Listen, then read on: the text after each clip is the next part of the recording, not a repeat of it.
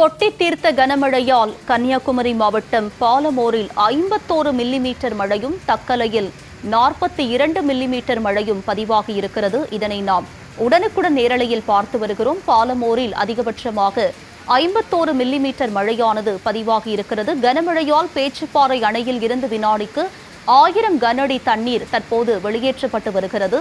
கன்னியாகுமரியில் பாலமோரில் 51 மில்லிமீட்டர் மழை அதிகபட்சமாக பதிவாகி இருக்கிறது.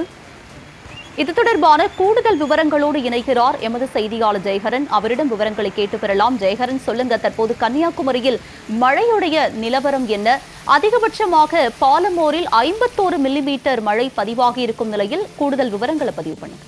நிச்சயமா, அதாவது குமரி கடல், மன்னார் வளைகுடா மற்றும் அதனை ஒட்டியுள்ள தென் தமிழக கடலோர பகுதிகளில் நிலை கொண்டுள்ள வளிமண்டல கீழடுக்கு சுழற்சி காரணமாக தமிழகத்தின் பல்வேறு பகுதிகளில் மழை பெய்து வருகிறது. குறிப்பாக தமிழ்நாட்டில் கன்னியாகுமரி, கோயம்புத்தூர், திருநெல்வேலி, நீலகிரி மாவட்டங்களுக்கு கனமழை எச்சரிக்கை விடப்பட்டுள்ளது. இதில் 4 மாவட்டங்களுக்கு பேரிடர் படையைச் சேர்ந்த 296 பேர் அனுப்பி வைக்கப்பட்டுள்ளனர். அதில் கன்னியாகுமரி மாவட்டத்திற்கு 92 பேரிடர் குழுவினர் இங்கு வந்துள்ளனர்.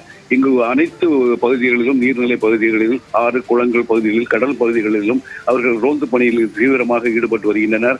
இந்த நிலையில் பார்த்தால் கடந்த 24 மணி நேரத்தில் பாலமோர் பகுதியில் 51 மில்லிமீட்டர் மழை பதிவாகியுள்ளது. இதே போன்று தக்கரையில் 42 மில்லிமீட்டர் மழையும், கோழிப்போர் விலையில் 23 மில்லிமீட்டர் மழையும் பதிவாகியுள்ளது. மேற்கு தொடர்ச்சி மலையை ஒட்டியுள்ள பகுதிகளில் கனமழை பெய்து வருகிறது. மற்ற பகுதிகளில் மிதமான மழை இருந்து வருகிறது. இதனால் அணைகளுக்கு நீர்வரத்து அதிகரித்துள்ளது.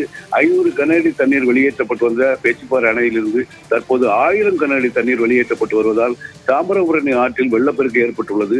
ஆற்றின் கரையோர பகுதி மக்கள் எல்லாம் மாற்று இடங்களுக்கு செல்லுமாறு அறிவுறுத்தப்பட்டுள்ளது. குறிப்பாக கோடை காலம் என்பதால் சுற்றுலா பயணிகள் ஏராளமானவர் கன்னியாகுமரி மாவட்டத்தில் வந்து செல்கின்றனர். இவர்கள் தான் விபத்தில் சிக்கி நேற்று கூட சென்னையை சேர்ந்த முதியவர், 62 வயதான முதியவர் ஆற்றில் காட்டாற்று வெள்ளத்தில் சிக்கி அவர் 24 மணி நேரம் கழிந்து அவருடைய உடல் மீட்கப்பட்டுள்ளது. எனவே சுற்றுலா பயணிகள் நீர்நிலைகளுக்கு செல்ல வேண்டாம், குளிக்க வேண்டாம் என மாவட்ட நிர்வாகம் தொடர்ந்து எச்சரிக்கை விடுத்த வண்ணம் உள்ளன. இதே போன்று இந்திய கடல் சேவை மையம் இன்று மீனவர்களுக்கு தனியாக ஒரு எச்சரிக்கை கொடுக்கப்பட்டுள்ளது. வங்கக்கடல் பகுதிகளில் இன்று முதல் வர 22ஆம் தேதி வரை குறைந்த காற்றழுத்த தாழ்வு நிலை உருவாக இருப்பதால் மீனவர்கள் யாரும் இப்பகுதிகளுக்கு மீன் பிடிக்க செல்ல வேண்டாம் என்ற எச்சரிக்கையும் தொடர்ந்து விடுவிக்கப்பட்டு வருகிறது. உங்களுடைய விரிவான விவரங்களுக்கு நன்றி ஜெயஹரன்.